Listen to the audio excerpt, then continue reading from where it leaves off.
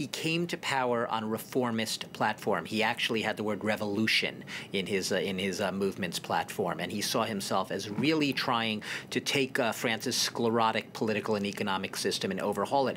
And look, he's not new in the sense that we have had street uprisings in France from Charles de Gaulle all the way through his predecessor, Macron's predecessor, François Hollande. This is the most violent we've had in a decade. Exactly. The most violent in a decade. What has set Macron apart, in a sense, from a lot of his protesters is part of his entire essence, part of his appeal, perhaps, to many people was the fact that he absolutely vowed that, unlike his predecessor, and remember, François Hollande was deeply unpopular in the ratings before, and he decided not to run as a result.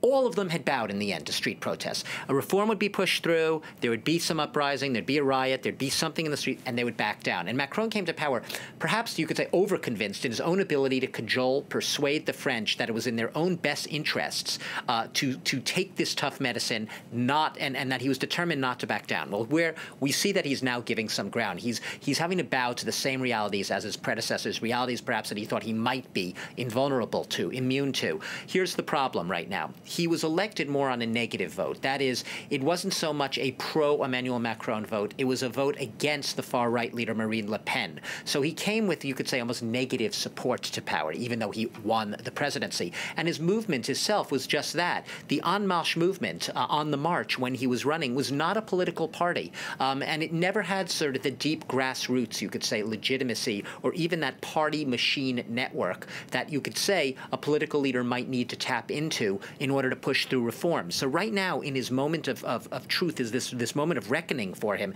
He doesn't have that movement to tap into. And what's ironic here is he lacks a political movement, and the Yellow Vest protesters, they're not politically affiliated. And this is exactly the problem that Emmanuel Macron is running into right now.